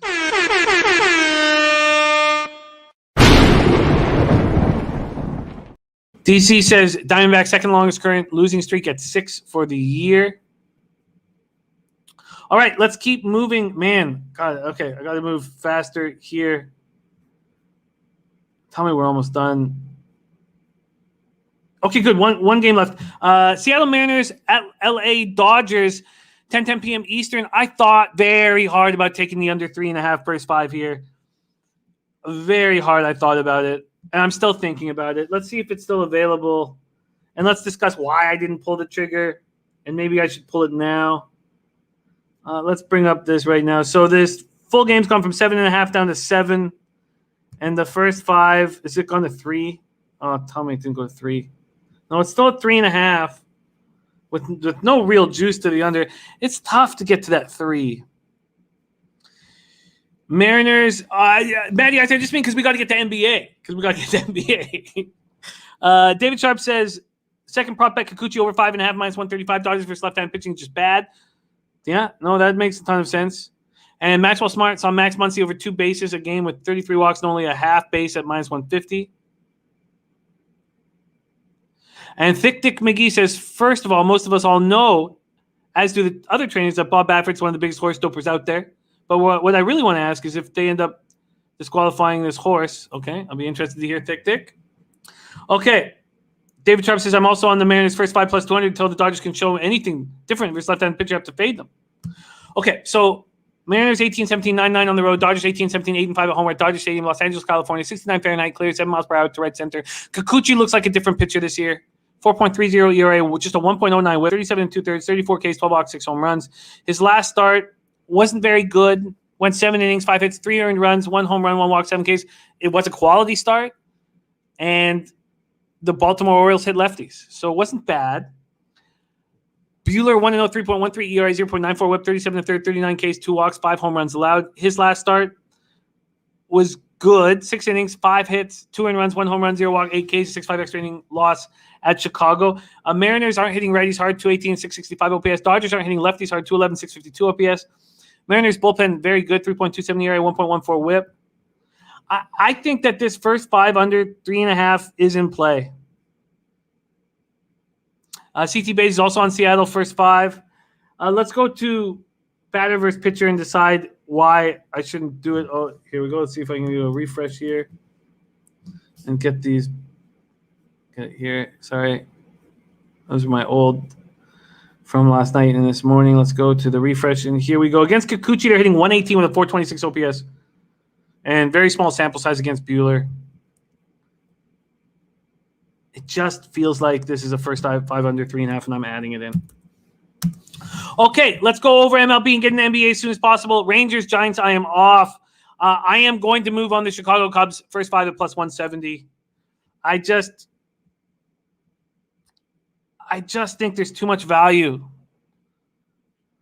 I'm already on the Pirates full game. I got that at minus 105. I'm already on the Rays first 5 at plus 100. Already on the Nationals full game at minus 115. That was from last night. That was a great move. Kansas City Royals, Detroit Tigers over 7.5. Booked that already. Then I leaned the under 9. I couldn't bet it in Red Sox Athletics. I'm taking it completely off, so I don't look at it again. I am going to move on the first 5 under 5 on Jays Braves. And off of Cards Brewers, off of Angels Astros, off of Twins White Sox. Padres Rockies, we don't know who's pitching for Colorado at this point. Taint play of the day is the first 5 under 4.5 in Marlins Arizona. I like it, but I can only get 4 at this point, so I'm going to think about it more longer. And I'm adding the first 5 under 3.5 in Mariners at Dodgers. All right. CT Base, I believe he's not going to be in the lineup till Thursday. Can you double check that? But I believe he's not going to be in the lineup till Thursday. All right, let's move on to NB.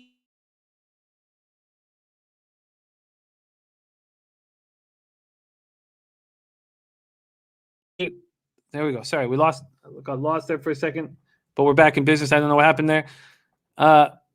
Everybody good? We're working smooth here? Did we lose? Oh no, I'm frozen. Okay, no, I'm back. Okay. We get to NBA right now. Denver Nuggets at Charlotte Hornets, which means we start with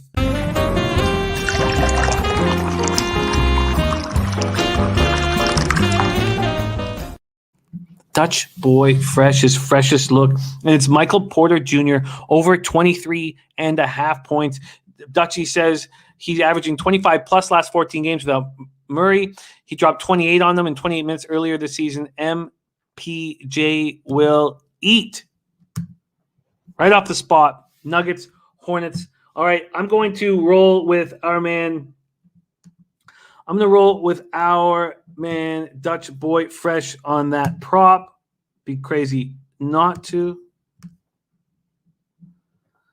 And Jose getting love for that great clip he created for our Dutch Boy Fresh. Viper MB says, Total's gone over in 5 of Denver's last 6 games when playing Charlotte.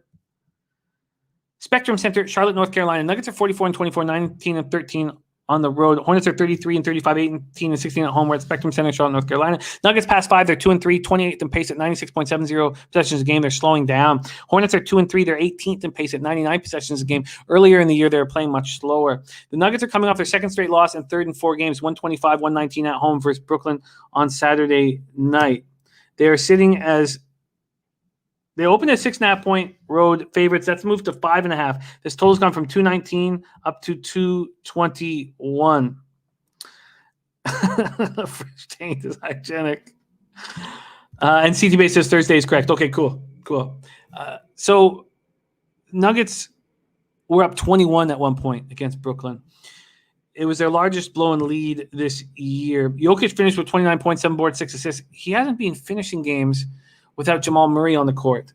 And it's something to look out for because he will very, very likely win MVP this year. And I think that's richly deserved. And he's having some trouble finishing games without another finisher on the court. Maybe you could say MPJ is, but Jamal Murray's a finisher. So it's their final regular season game at Ball Arena. They went 25-11. Campazzo had 19 points. And Marcus Howard, career best, 13 points. Aaron Gordon, a late scratch due to tightness in his right calf. He's listed as probable to return tonight. So we know there's no Jamal Murray ACL, no Najee, sprained left ankle. Monte Morris, hamstring. Will Barton, hamstring. PJ Dozier, right, adductor strain. Paul Millsap also didn't play, just to give him a night off. So Millsap will be back in the lineup tonight. Morris and Najee will be back tonight as well. But the rest of the guys on the list are being ruled out. So is that confirmed? Monte Morris will be back tonight?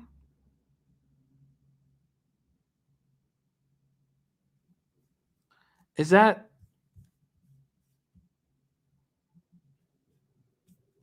Can somebody, Anthony Mastroianni going first quarter money line on the Hornets? I've got Monte Morris in my notes. Is coming back tonight. For some reason, I don't. Hornets lost their second in 3 games, 112-110 at home versus Pelicans on Sunday. Scary Terry went for a career-high 43. And LaMelo Ball, 22 points, 5 assists. He missed a couple free throws and had 5 turnovers when they really needed them. Brian Watson saying Porter's over 24.5 at Bet365. What's the juice associated with that, Brian? Be very curious. And Viper has him questionable. Devontae Graham is questionable to return, so they could get Devontae back. Graham's still sitting out with knee soreness.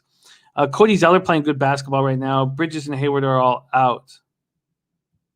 Oh, no. He's questionable, Dutchie says. So we have Monte Morris questionable. We have Devontae Graham questionable.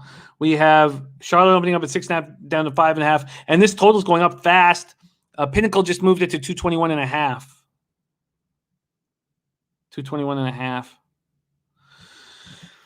Well, I think I'm going to just, at this point, just tail the Michael Porter Jr. prop. And I also have some interest in LaMelo's points, rebounds, and assists. Cashed on that very easily last week. And this is going to be a spot where he just towers over Campazzo. He should be able to do whatever he pleases. Minus 120. Okay, Brad, thank you. I'd be curious to see what LaMelo props are, but the Porter Jr. prop makes sense. And so I'm just going to look into Melo as well. And Big Mastro has Gordon playing. I expect that too.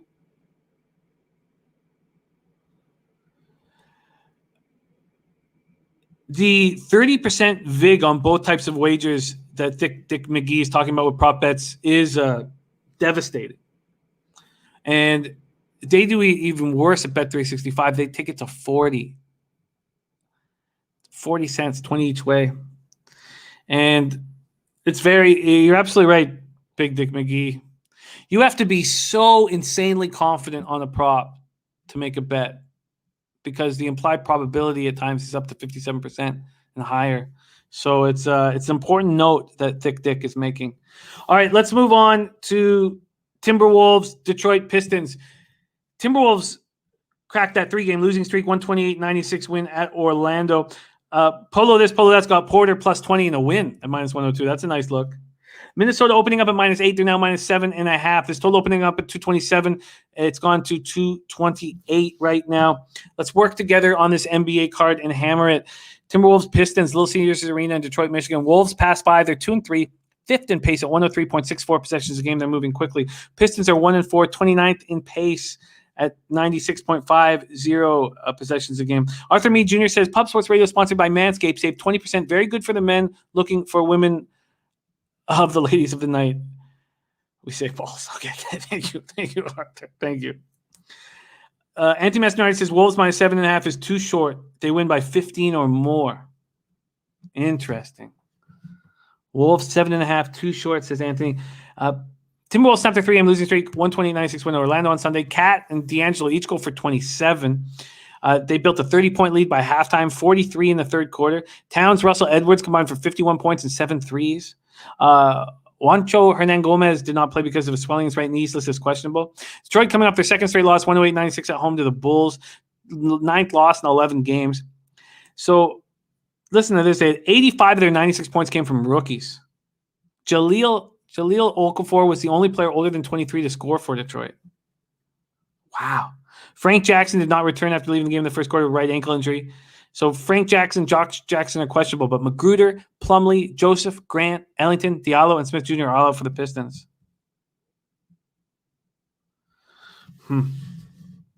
Very interesting. Jason Folk says T-Wolves first quarter full game. Gerald Jones liking this over at the half. The pace is going to be high. It's just that Detroit can play some pretty ugly basketball. You know, and if we're expecting Killian to do all this work, it's yeah, Anthony Mastinardi, I think that makes sense. I think the T-Wolves make sense. Just come in here and smash on the road and take it seriously. Jason Folks says nobody playing. They're jockeying for that first draft spot. What would you get first half? So 7.5 full game, which I think is fine. Full game -4. It just feels like a double-up spot. MMA Locker Room giving us his best spot. PJ Washington over 16.5. Graham, Bridges, Hayward all out. PJ Washington over 16.5 for MMA Locker Room. Thank you for sharing that with us, Mills. I'm going to pop this up here to go over at the end of this. Let's get it in here. Lock that in. All right. And Anthony Mastroianni's on some dogs today. Full game Heat and Bulls. All right, let's keep rolling. It feels like a double-up spot for the Timberwolves. Let's move on to 7:30 p.m. Eastern. Miami Heat. And they were talking about how much they were gelling. D'Angelo and Edwards and Towns are all gelling together. Okay. Let's move on to Heat Celtics. So we've already heard from Big Mastro that he likes the Heat here as a dog against a Celtics team that won't have Jaylen Brown in the lineup for the rest of the season. Full game, we are looking at money lines and totals here. Full game, we have Miami opening up at -2. They're now -1.5, and this total is sitting at 225. TD Garden, Boston, Massachusetts, Heat 37, 31, 17, 16 on the road. Celtics 35 and 33, 21 and 14 at home. Heat 4-1 over their past 5 in Boston, Massachusetts. 24th in pace, 97.50 possessions a game. Celtics are 2-3 over their past 5, 11th in pace, 101.09 possessions a game. These teams just met in a 131-24 Heat victory here on Boston on Sunday. Jimmy Butler's for 26-11. Duncan Robinson adds 22. Bam finishes with 20. So they increased their lead over Boston to 2 games for 6th place in the East. Oladipo remains out. Fournier goes for 30 to lead the Celtics. They've lost 3 of their last 4. They're trying to avoid the play-in round. Jason Tatum goes for 29. Kemba goes for 18. They're struggling offensively at times without Jaylen Brown. Big man Robert Williams tried to play through the turf toe in his left foot. He goes for 4 points, 11 minutes. He's doubtful for tonight. The 79 points they allowed in the first half was a season high by an opponent, and they've now allowed 70 or more points in a half 3 times over their last 5 games. Polo this, polo that, going for a big 8-team parlay. Anthony Mastroianni says T-Wolves is a trifecta spot. Might be. I would probably, if I triple up there, I'd probably cut my unit size down, probably down 25% or so if I did that triple up. All right. This total sitting at 225.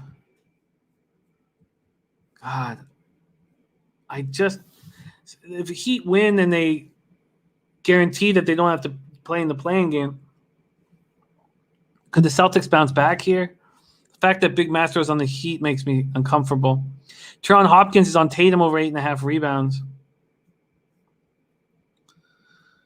You think that Tatum is just such a go-to guy in this spot, but again, you don't want to fill your card with props because the juice is too high.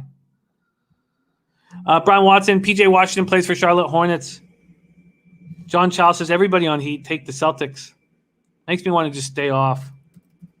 All right, let's move on to Clippers, Raptors. What a disgrace the Raptors have been this year. Just resting everybody down the stretch when they can still make the play-in spot. If you were going to give up, and none of this would have happened. They wouldn't give up if they were playing in Toronto because we wouldn't let them. But they're down in Tampa, and they think they can just mail it in for a whole season, and we'll still be back cheering them on next year. And they're probably right, but, God, it makes me so angry. Clippers 45 and 23, 19 and 13 on the road. Raptors 27, 41, 16, 18 at home. We're at Amalie Arena in Tampa Bay, Florida. Clippers are 2-3 over the past 5, 30th in pace at 93.80 possessions a game. Raptors are 1-4 over the past 5, 19th in pace at 98.94 possessions a game. Viper and B like in the Toronto Clippers under. Let's see what we're dealing with here. This total opened up at 218. It's now at 217.5. Clippers opened up at -12.5, and that's where they stand right now. And Dutch Brown says Fournier over 16.5 went over his number last 4 with no Brown. Has to do much more. You're right. He does, and he's making up for the lost games when he was struggling with COVID, right? He missed like 10 games with COVID. That's a very good look, Dutchy. Okay, let's talk about this Clippers spot here. Clippers had their 2-game winning streak snapped in a 106-100 loss at home versus the Knicks. They don't seem to be playing with a lot of intensity here late in the year. Kawhi goes for 29, Paul George 18, Batum 13, Coffee and Ibaka are both being ruled out. Raptors lost their third straight game 109-99 at home versus Memphis on Saturday. Siakam and Trenko for 18 each, but Siakam left the game with a shoulder strain in the third quarter, so he's out. He'll probably won't play again. Kyle Lowry resting. Van Fleet resting. Anunoby sprained left calf. Christian Boucher sprained ACL. Boucher is questionable. He could be back, but Siakam, Anunoby, Watson, Lowry, Van Fleet, Hood are all out. This seems like a boring game, doesn't it? Doesn't it? That under is probably a great look. It's probably a great look, Vipe. I think I'm going to tail Viper on this under here. That look makes a ton of sense. Then we move on to 8 p.m. Eastern. Philadelphia 76ers and Indiana Pacers. Sixers are 47-21, 20-14 away. Pacers are 32-36, 12-21 at home. We're at Bankers Life Fieldhouse in Indianapolis, Indiana.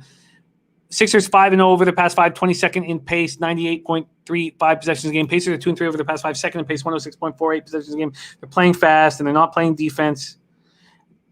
Philadelphia opens up at 6.5-point favorites. That moves down to 6. This total sitting at 234. And last I checked, Embiid questionable for Tuesday's game at Indiana with a non-COVID-19 illness. And why push him here? Why push him? You can win this game without him, and Seth Curry and Ben Simmons are supposed to be back. I don't know if they are. Billy Brisbane says Sixers locking up the number 1 seed officially today. They're playing good ball. Coming off their 8th straight win, 118-104 at home versus Pistons. Embiid goes for 29. DC, thank you for those kind words, my man. So Curry and Simmons are both expected back. I don't know if anybody can verify that for me, but Thibault and Korkmaz are out. Pacers have won 2 of their last 3, coming off 111-102 win at Cleveland. Sabonis had 21 points, 20 boards, 9 assists, and they're trying to hold on for that play-in tournament. Keelan Martin scored a career at 25 points. LeVert goes for 20 and 10 assists. Brogdon missed the game with a hamstring injury. It's unclear if he's going to be back in the lineup here tonight. But Miles Turner, Jeremy Lamb, TJ Warren, Jakar Sampson are all inactive. Sampson is traveling with the team. Viper says both are in today. So you know what I would like to have happen? I would like Embiid to be ruled out, and then I'd like to bet on the Sixers. I had a better line. So that's my plan with that Sixers game. Okay. Yeah, Mills. Where's my Long Beach? Thank you. That was a gift from our Noli Knows, my man. Lazar says Pacers suck. They do. So that's my plan here. I want Embiid to be ruled out, and then I want to bet on the – oh, but those of you who like the Pacers should take them now at this price because Embiid I don't think will play. DC. Okay, 8 p.m. Eastern. Brooklyn Nets 44-24, 19-16 away at the Bulls, 29-39, 13-20 at home. We're at United Center in Chicago, Illinois. Brooklyn, Chicago. We have Brooklyn opening up as 5-point favorites. Let's move to 4.5 at some books, not Pinnacle. This total move opened at 232.5. It's now sitting at 232. And Dutchie looking at Simmons over 13.5 points at plus 102. 13.5 points at plus 102. No, Turnsy, everybody gets screwed. That's all that happens. Everybody gets screwed. The Nets snapped their 4-game losing streak with a 125-119 win at the Nuggets. Durant goes for 33. Blake Griffin goes for 16 of his 20 points in the third quarter. Harden out for his 17th straight game with a right hamstring strain. Nuggets had a 27-1 edge in second chance points. And you have to think, what are the Sixers going to do to them? They're going to dominate the boards. And you guys know I've got my Sixers to win the East to plus 550. Viper says trends here say under in Brooklyn, Chicago, but no way you can bet an under in a Nets game. Bruce Brown, questionable. Bulls coming up their 3rd straight win, 108-96 of the Pistons on Sunday. Vucevic, 29 points, 16 rebounds. Levine goes for 30. They're within 2.5 games of the Pacers. Chicago also got 21 points from Kobe. They've lost 5-6. Kobe White, you got to finish the last name. You can't just call Kobe. It's crazy. Kobe White. Troy Brown Jr., Daniel Theis are listed as questionable. And we already know that Anthony Mastronardi liking these Chicago Bulls. Interesting. I bet you it's a tight game. I bet you it goes right down to the wire. And the Nets aren't even trying. I think this Bulls bet makes a ton of sense. It's tough to bet the Bulls. Very tough. All right, let's keep rolling along here. We move on to 8 p.m. Eastern. Dallas Mavericks at Memphis Grizzlies. We're at FedEx Forum, Memphis, Tennessee. Mavericks are 40-28, 21-13 on the road. Grizzlies 35-13, 15-8 at home. And Terrence says Vooch should eat on the glass. He should dominate the glass. All right, the Mavs here open up as 2-point favorites. That moves to 1.5. This total sitting at 227.5. Mr. Gokster, if you're doing anything in NHL, can you throw it in the chat? Because we're not going to have much time to talk about it. All right. Mavs won their 4th straight game, 124-97 at the Cavs on Sunday. Hardaway goes for 25. Jay Rich goes for 20. Doncic gets bounced in the third quarter, which, Sexton handled really, really well. Brunson goes for 13 and 7. Dwight Powell looking really strong, 12 points, 9 boards, 4 assists, 4 blocked shots. Kristaps Porzingis, right knee sore, missed his 6th straight game. He's now traveling with the team. He'll play at some point, but he's not expected to play tonight. And Maxi Kleber sat out his 4th game in a row. Kleber's questionable. Porzingis is out. Anthony Mastronardi says Dallas full game wins outright. The Grizzlies are coming off their 2nd straight win, 150-110 at home over the Pelicans. Dylan Brooks goes for 23. JV goes for 20 and 11 and 5. Kyle Anderson goes for 14 and 4. Ja goes for 12 and 12. And they've now assured that they'll get into the playing game. Grayson Allen's still out. John Chow says Memphis spot. I don't like betting a Dallas team that's just played twice against the Cavs. It makes me feel that they might not be as locked in, even though they dominated the Cavs. The Cavs are so bad. The Grizzlies need this win. Do Dallas? Dallas is a better team, I get it, but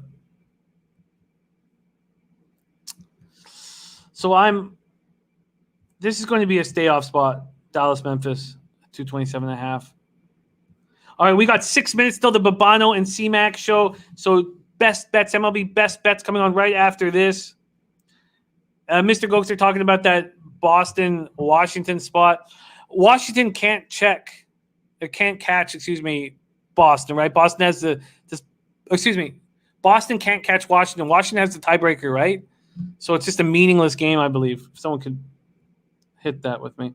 Anthony Mastinardi says Memphis got lucky yesterday. Is that the second half of a back-to-back? Why didn't I write that in? How did I not write that in? Let me just quickly move over there. God, I have no time for this. Okay, I shouldn't be. Is this the second half of back-to-back? I'll just ask you guys. Oh, 2 days ago. Okay, thank you. Okay. Okay, Magic Bucks at Fiserv Forum. We have the Bucks opening as 14-point favorites. Let's move to 13. The Magic coming up their 3rd straight loss, 129-6 at home versus the Timberwolves. They dressed 10 players, and that was just because they signed Donta Hall. Hampton goes for a career high 19. Wendell Clark questionable to return with an eye injury, but Ross, Okeke, Carter Williams, and Otto Porter all remain out. The Bucks are on the second half of a back-to-back after their 5-game win streak was snapped. 146-125 loss to San Antonio last night. Spurs set a franchise record for first-half points with 87. You have to think the Bucks play with a little bit more defensive intensity, but do you want to back? It was a back-to-back. I feel you. Do you want to back the Bucks at this price on the second half of a back-to-back? No. And you would go generally for the over, but at this point, after such an atrocity defensively, you have to think there's going to be some onus on them to do something. So this is just a trash game. Then we have Suns Warriors. Can anybody answer me this? Do the Suns have any incentive to win this game? Suns open up as 5.5-point favorites. They're now at 5. Their pace in the last 5, 23rd in the NBA, 97.57 possessions a game. They've sped it up a little bit. Warriors are 4-1 over the past 5, 6 in pace at 103.20 possessions a game. And Memphis are playing back-to-back. So they beat the Pelicans at home last night. Yes. Okay, that's what I thought. Okay, thank you. Okay, thank you. That makes sense. Okay, here we go. Suns, Golden State Warriors. Suns coming off 123-110 loss at the Lakers on Sunday. Booker led the way with 21 points, but was a minus 22 on the floor. He played badly. And this is a high-profile spot. And he's going up against Steph Curry. And I have to think he shows out. A minus 22 while he's on the floor, that's unacceptable. I just have this feeling that Booker goes off here. And Nilo's saying that the Suns are 3-8-1 against the spread in their last 12 road games. And David Sharp says Suns can still get that number 1 seed. Maybe that loss to the Jazz makes them fight here. Martial arts fan thinking about making a move on the Grizzlies. Do you want to step in the way of the Golden State Warriors? That's the question. Sharp money's already on the Suns. Suns are on the second half of back-to-back after defeating the Jazz in a tough game, 119-116 at home versus Utah last night. Curry made the go-ahead 3 with 14 seconds left. Goes for 36 points. Pascal and Oubre remain out for the Warriors. That's the question. I think I'd rather trust Booker to go off than I would take. The Suns would be a parlay piece, but the Warriors are going to battle. And Anthony Masteroni says, nope, Golden State Warriors full game. Tehran, I agree totally. I think Booker's going to, after that terrible performance, he's going to go off. Then we have Oklahoma City, Sacramento Kings, Thunder Kings next up. That total opened up at 224. That's where it is right now. Sacramento is 10.5-point favorites. These teams met on Sunday. The Kings handed the Thunder their 7th straight loss, 126-98. I don't expect the Kings to come in here and play really good basketball. I don't want the Kings as huge double-digit favorites. Are you kidding me? But the Thunder are a bad basketball team. This just seems like a no play here. And then we have Lakers. Knicks coming off the big 106-100 win at home. Win at the Clippers on Sunday night. Lakers coming up their big 123-110 win at the Suns on Sunday night. And I think defense is going to be played here, but this total's gone up to 214 at Pinnacle. I was interested in the under and Johnny K on Thunder money line. We've seen Johnny K cash this before. Viper MB says total's gone over 5. The Lakers last 7 games when playing at home against New York. My first feeling was under, but if the market's going to go to the over, which is what it's doing right now, I'm going to stay off. We have 2 pretty trash games in NHL, and there's nothing at stake for the Bruins-Washington Capitals. Washington Capitals, they're resting so many guys. And then we have the Canucks-Jets, and the Canucks have no reason to play. And cap a lot pops is on Knicks max play. So I don't see why the Jets would try here at all. Let's just take a very quick look if the Jets have any reason to put out any effort here. They do. They want to play the Oilers over the Leafs. They do. But then the Nucks have nothing to play for and can be sort of dangerous in that spot.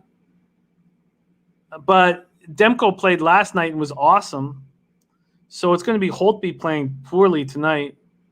But if you want the Jets on the -1 line, that's going to cost you -115 or -120.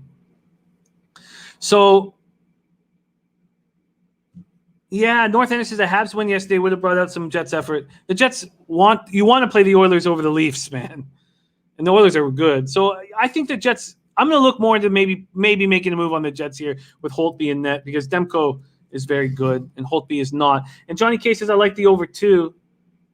This total here is at 5.5.